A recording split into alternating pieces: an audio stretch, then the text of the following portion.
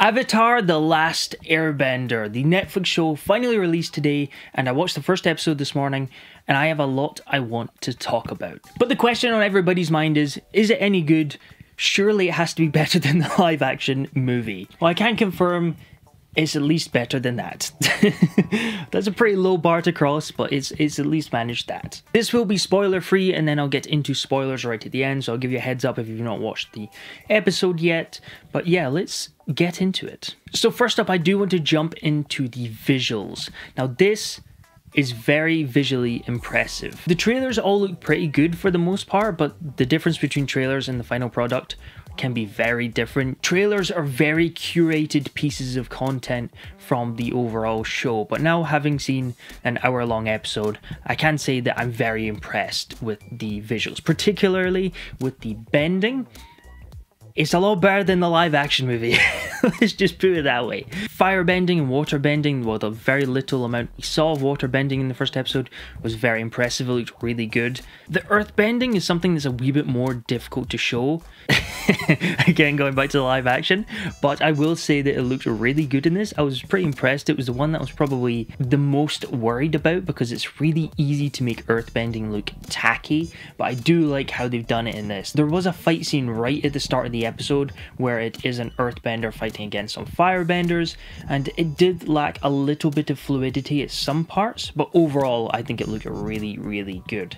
Now airbending, that's a lot more difficult to pull off because there's not much visually that you can show with airbending. However, when airbending was used in battle, it looked excellent. It looked really, really good. I will say that the flying and sort of the floating about still looks a little janky. It still does look like people on wires, which is really difficult to show because there's so little visually that you can show that the air is moving around a character. In the actual fighting sequences, you can have dust plumes and all sorts, but the actual floating about, it still could do with something else, in my opinion, with this first episode. And there was a big battle scene in this first episode, and there was so much going on with the bending and the fighting, and it looked so good. It looked so impressive. There's so many small details in the backgrounds and all sorts going on just around the main conflicts. The settings were so good. I was so impressed with the air temple, with the water tribe, with the Fire Nation boat. It all looked really, really good and very close to the animated versions as well. It was very faithful. Overall, the visuals, very, very impressed. The parts of the episode that was kind of more iffy was the character work. I think the casting is really, really good. I think it's more of a writing problem, particularly with Aang in this first episode. They do try to lean into this idea of him being very fun and easygoing and just wants to goof about, but then once this responsibility of being the Avatar is put on his shoulders, it becomes very, very difficult for him to manage at such a young age. However, the way they did it and the execution of showing his youthfulness and his avoidance of responsibility, I think could have used a bit of massaging. For example, in the first half of the episode, there is a scene where Aang is talking to Appa, and he's just sort of doing this exposition dump about his character. He's just talking about, oh, I think he even said something like, oh, I just want to goof about with my friends, but now I have all this responsibility. However, we very rarely see him goofing about. He goofs about when we first get introduced to him, but other than that, for the rest of the episode, he spends a lot of it very sullen and sulky, which just doesn't jibe with the animated version. And I know this seems to be a darker approach and seems to be aiming at a more grown-up audience because people have grown up with the show. However, he just loses a lot of his charm because we don't get to see him goofing about. The animated show did such a better job of conveying his character and his arc through actions rather than just dumping a bunch of information at you. And this was quite a common theme throughout this first episode, is there's a lot of monologues where characters are just sort of saying how they feel and saying what they're like. I just want to goof off with my friends. Well, I need to see that. I want to see Aang goofing off with his friends or playing with the penguins like he did in the first episode of the animated show. There's none of that in this. It just feels, I just have to sort of believe that this is what he's like because we don't have any visual evidence. And it's this idea of telling rather than showing, which is a really big common problem in writing and a real pet peeve of mine personally. And it does just create for these very unnatural moments between characters where they're just clearly trying to get across this point to you, the audience, rather than actually having a conversation between two characters. And what did they do to Iroh? Iroh is such a favourite in the fandom, and he's just sort of this very bland background character. This is only the first episode, so I do hope that this improves, but he just has 2 lines where he just goes, would you like some jasmine tea? That's not his character. You can't just tag on, do you want jasmine tea? And that's Iroh as a character. That's not, there's so much more to him. And the 2 times that came up, it just felt so forced, like they were trying to tie it into the animated show and not really, completely missing the mark and not really capturing him as a character. So I do hope that that's just a first episode thing and we do get more of him in the rest of the season. Because, oh, you can't do bad to Iroh. You can't do Iroh like that. That's not cool. This does also feel like a different interpretation of Sokka. I don't think that's necessarily a bad thing. He's not quite as goofy and youthful as he is in the animated show. And I know there's a big controversy about taking some of his misogyny out of his character, and that's a huge part of his arc in the animated show, so what are you going to replace that with? I do think that he's still a very troubled character at the start. This idea of taking on responsibility for the village and trying to be this leader with all this pressure, and I do think there's definitely still room for his character to grow, so I'm not too concerned about him as a character from this first episode. And Katara, I thought they did a really good job of. Zuko, we didn't get that much of, but what we got was fairly Zuko-y. Now this first episode was really faithful to the adaptation, which I think a lot of people will enjoy, especially with the sets and the characters, but also just the structure and the plot.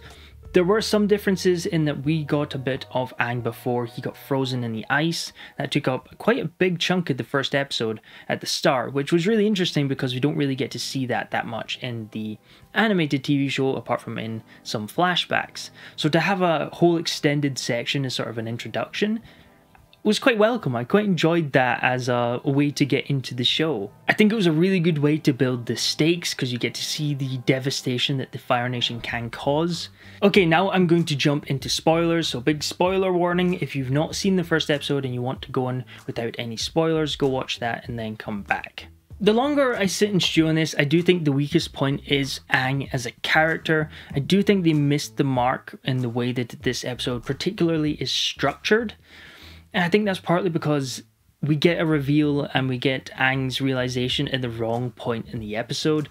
So when he realizes that he's been in the ice for 100 years, he just kind of goes inward, very sullen, and then just shuts off and loses all that playfulness that we get from him as a character. And I understand that they maybe didn't want to use the penguin scene from the animated show, but I think that was a great way to show how playful he is and how he is just as a person and how he avoids some of the responsibilities because he's not immediately jumping and flying home or doing anything like that. He wants to play with the penguins first, and I think that's very suited to Aang as a character. And one of the key differences between the animated show and the live action is that in the animated show, he thinks he is going back to the Air Temple to see his family, and he doesn't really believe that all that time has passed or that all of them are dead. Whereas in the show, he does come to that conclusion earlier, and he just believes what is being told by the Water Nation people. That right at the end of the episode, they fly back to the Air Temple and find out everybody's dead.